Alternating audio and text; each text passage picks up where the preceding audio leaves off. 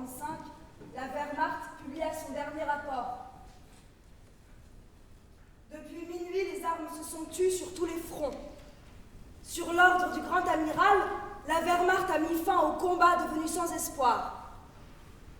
La lutte qui aura duré près de 6 ans est ainsi terminée. Et d'ajouter que l'œuvre unique accomplie par le front et le pays trouverait son appréciation finale dans le verdict ultérieur et juste de l'histoire.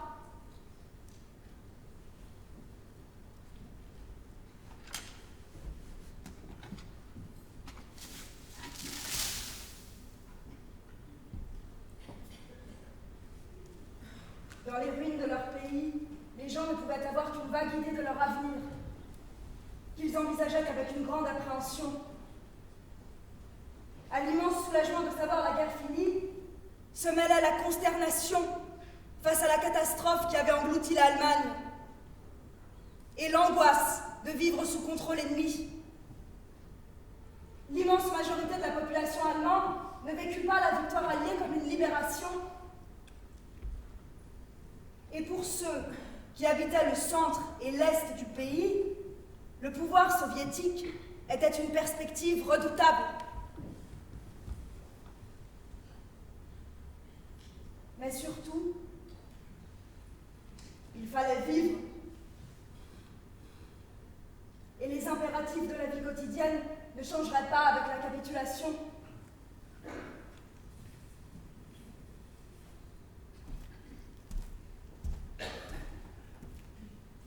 Berlin n'a certes pas été la ville la plus détruite d'Allemagne, mais elle a été sans conteste le principal centre de production de débris.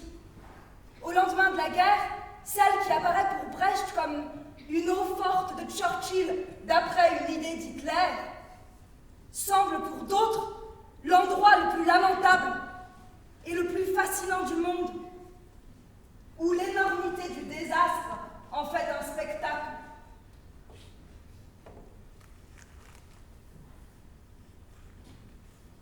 You're fucking right, Joseph. À présent, la guerre touche à sa fin. Le débarquement, modestement, a été un succès. Et je pense qu'il serait bon de s'accorder sur une stratégie commune afin de prendre des décisions sur des points dont nous avons déjà discuté, mais dont nous n'avons pas encore entériné les solutions. Voici donc l'ordre du jour de notre réunion secrète.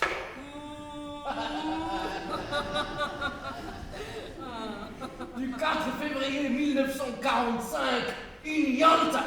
First point, le démembrement de l'Allemagne nazie et de son pouvoir militaire nazi. Second point, la question des frontières polonaises. Yes, quite important.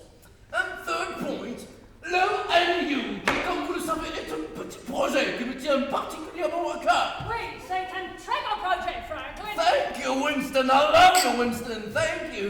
Thank you. Okay. So, je vois nous sommes tous d'accord sur ces points de discussion. Moi, non. C'est une blague. It was a joke from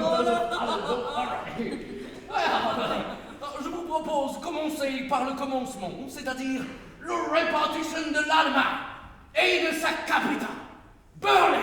Ça, c'est déjà fait.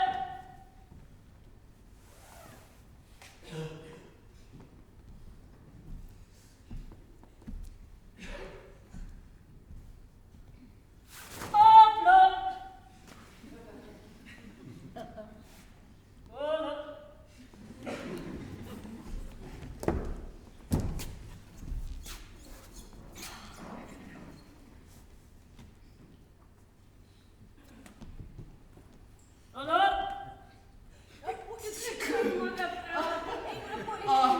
Excuse-moi, Joseph. Je comprends pas très bien le code couleur. Cette énorme zone rouge là au centre, qu'est-ce que c'est exactement? C'est le bleu dans le bas, le vert dans le Parce que c'est placard. pas Ok, je vais vous expliquer. Alors, le vert, c'est pour le Royaume-Uni.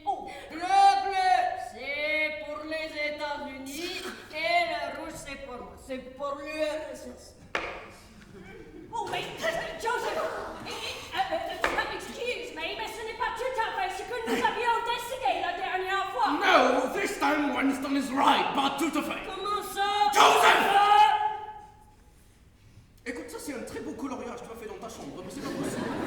Tu vois, le red zone, elle est vraiment too big. Too big? Yes, it is too big. La red zone, elle est tombée. Yeah, come here. Alors tu vois, là, ça c'est rien du tout, et ça c'est rien du tout. Alors voilà, Je t'arrête tout de suite. Ça, c'est ce qu'on a dit toi. No, we didn't, parce que tu vois le guerre. On le fait ensemble. Le débarquement, c'est pas dans la nonne, peut-être. Regarde la taille de ta zone bleue. It's nothing! It's just nothing, and this is nothing. You see, la dernière fois, on a dit que zone verte ne pas là, et la zone bleue. Oh my God! Franklin, look at this.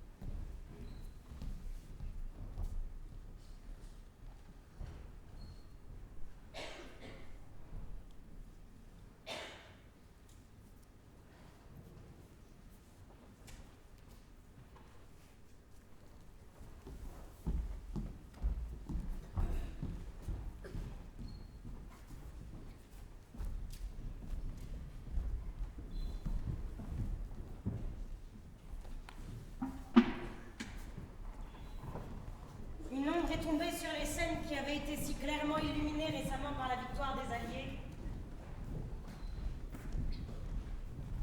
De Stettin dans la Baltique jusqu'à Trieste dans l'Adriatique, un rideau de fer est descendu à travers le continent. Varsovie, Berlin, Prague, Budapest, Belgrade, Bucarest et Sofia. Toutes ces villes se trouvent maintenant dans la sphère soviétique. Cette frontière verrouillée, c'est le passage qui coupe l'Allemagne en deux. Nous l'appelons la frontière de la mort. Tout le long de ces 1300 km, les Vopos, la police populaire, labourent ce tracé. Ils font ça chaque semaine pour pouvoir lire sur le sol les pas des gens qui peuvent éventuellement traverser la frontière. D'un côté et de l'autre, les policiers surveillent. Des villes et des villages sont coupés en deux, les ponts eux aussi sont coupés, du fil barbelé étendu sur toute sa longueur, et les routes secondaires ou locales menant à la frontière sont supprimées afin d'en interdire l'accès.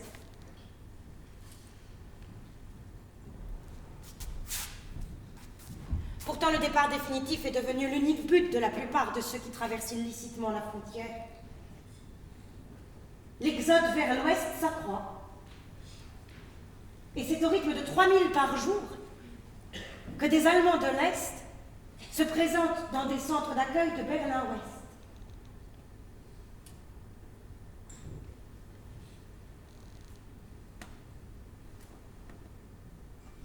Personne ne sait comment finira cette histoire, ni quand elle finira.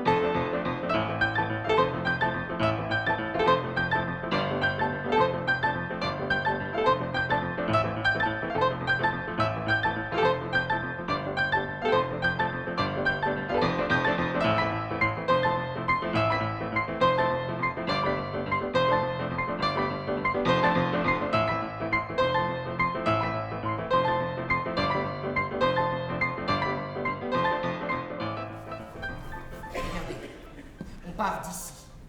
On creuse 7 mètres sous les égouts, puis 145 mètres en ligne droite sous le carrefour, ce qui fait qu'on est à 53 mètres de la frontière du secteur. Ça veut dire qu'il nous reste 92 mètres dans Berlin-Est. Écoute-moi, si tout se passe bien, on arrive ici, au 7 Schönwalder Straße. Attends, t'es en train de nous dire là qu'on va devoir creuser 92 mètres sous Berlin-Est?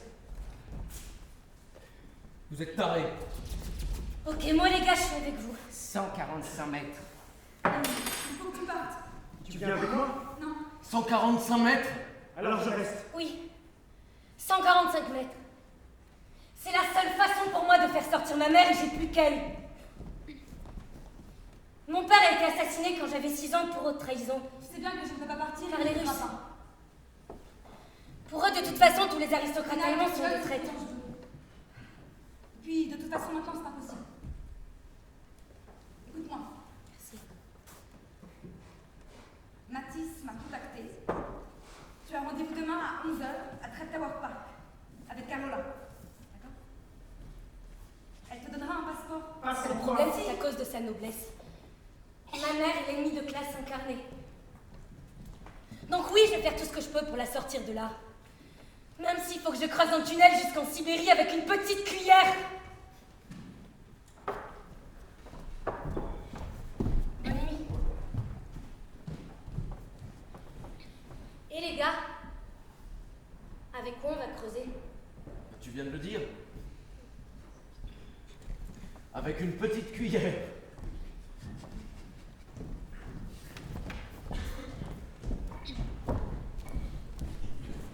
Aujourd'hui, j'ai commencé à creuser.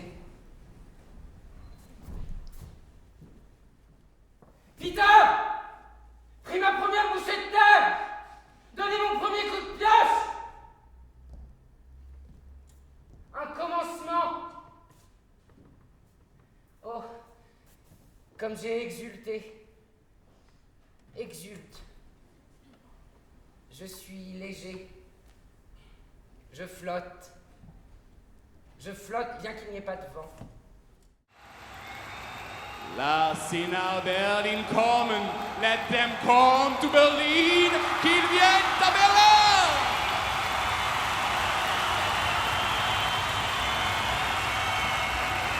Et qu'ils voient ce mur, qu'ils le voient ce mur, symbole minable, symbole honteux d'un système économique et monétaire dépassé, d'une idéologie défaillante, l'idéologie communiste. Qu'ils survolent en hélicoptère, comme nous l'avons fait tout à l'heure avec Jackie, la RDA, qu'ils survolent Berlin-Est, et qu'ils se rendent compte eux-mêmes, de leurs propres yeux, ce qui différencie véritablement le monde libre du monde communiste.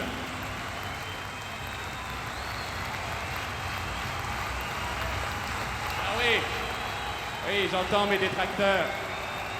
Je les entends me dire que le capitalisme non plus n'est pas un bon système. Je vous... Non, non, non. Non, ne leur jetez pas la pierre, mes amis. Ne leur jetez pas la pierre, ils ont raison. Je suis d'accord avec eux. Je suis d'accord avec vous, mes amis. Mais le capitalisme non plus n'est pas un bon système, non. Non. Notre système démocratique nécessite encore de nombreuses améliorations. Notre liberté n'est pas parfaite. D'accord. Seulement, arrêtez-moi si je me trompe, mais il me semble que nous n'avons jamais eu besoin, nous, d'ériger un mur pour empêcher notre peuple de s'enfuir.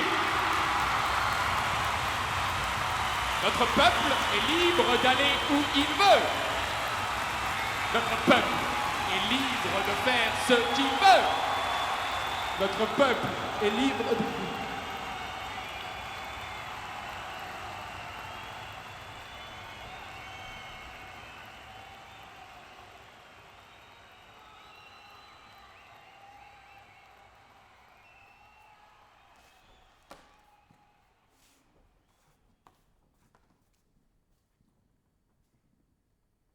Mes amis, je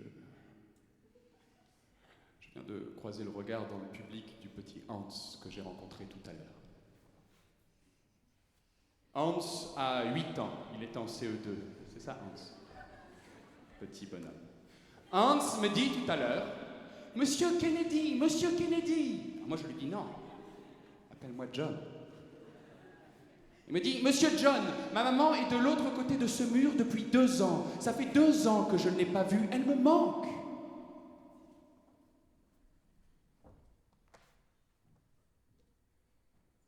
Deux ans, mes amis. 730 jours que Hans, 8 ans, en CE2, n'a pas vu sa maman.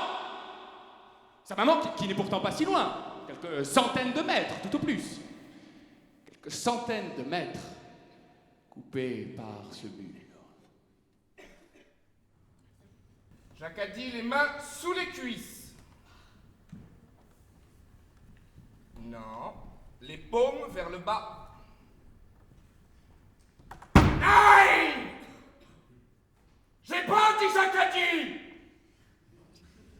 Tu as perdu! Tu es une mauvaise Allemande!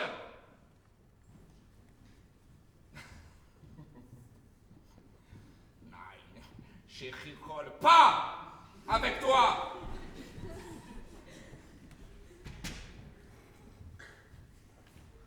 Qu'avez-vous à déclarer?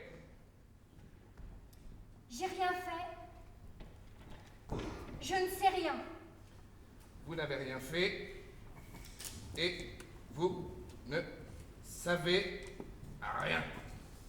Bon. Question. Pensez-vous que nous emprisonnons les gens par caprice? Non. Non. Parce que si vous pensez que notre système humaniste est capable de faire de telles choses, cela seul pourrait vous valoir un motif d'arrestation.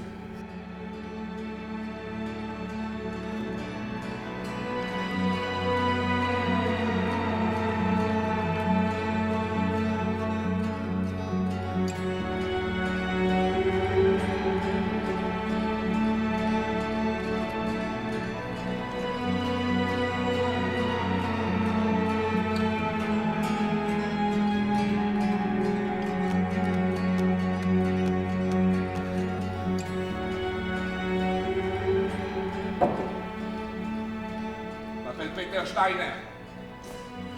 Et ce soir, je passe à l'ouest.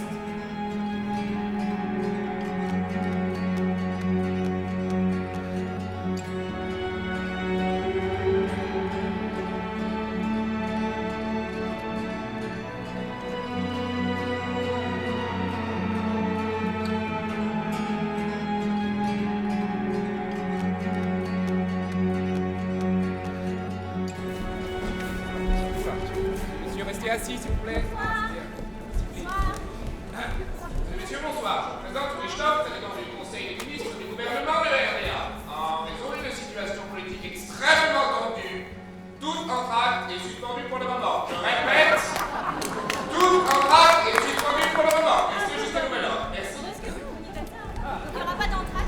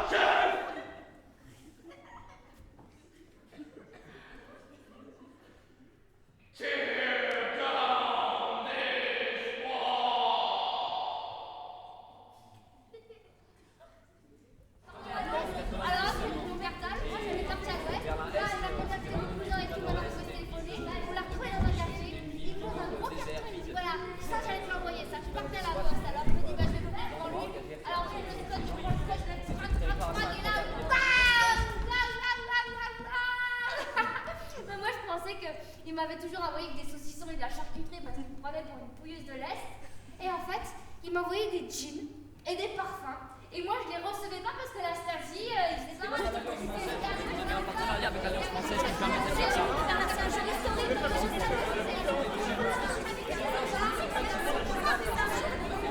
Paris aussi peut-être, mais plus Berlin.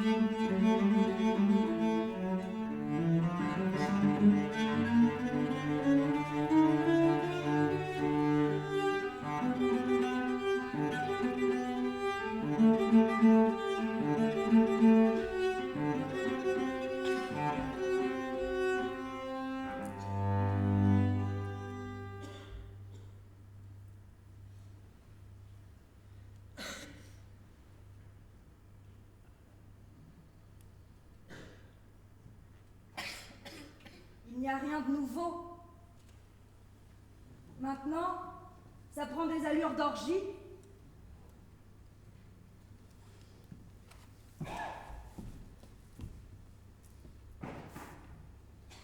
Après, ils seront bien obligés d'affronter la dure réalité de la situation économique. Tout cela n'a pas l'air de vous enthousiasmer particulièrement. Dans un sens, si. Parce qu'il pourrait bien s'agir, pour la première fois en Allemagne, d'une révolution partie de la base, et pas d'en haut.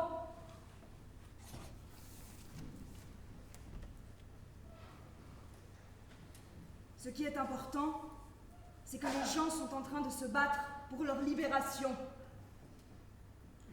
C'est un moment crucial pour les Allemands de l'Est. Mais ça n'est qu'une révolution bourgeoise, pas une révolution socialiste. Elle arrive avec 140 ans de retard.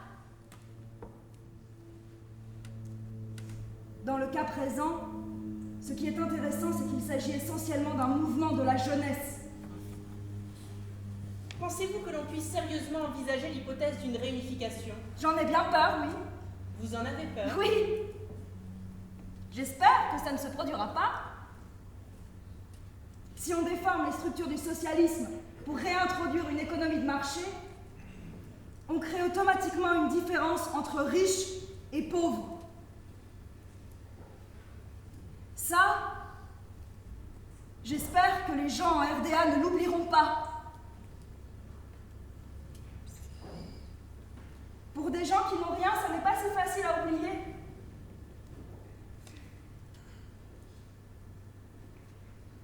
Ce que je redoute, c'est que les gens oublient qu'il y a une alternative au capitalisme. Et personnellement, j'ai vraiment besoin de penser qu'elle existe. Donc vous pensez que la population va rester en Allemagne de l'Est, maintenant que les frontières sont grandes ouvertes? Ah, je ne peux pas dire ce qui va se passer dans un an ou deux, mais je suis sûre que la plupart resteront. Beaucoup sont déjà partis. Ils reviendront. Et le mur restera quelque part au milieu, comme un monument historique? Non. On pourrait Me vendre.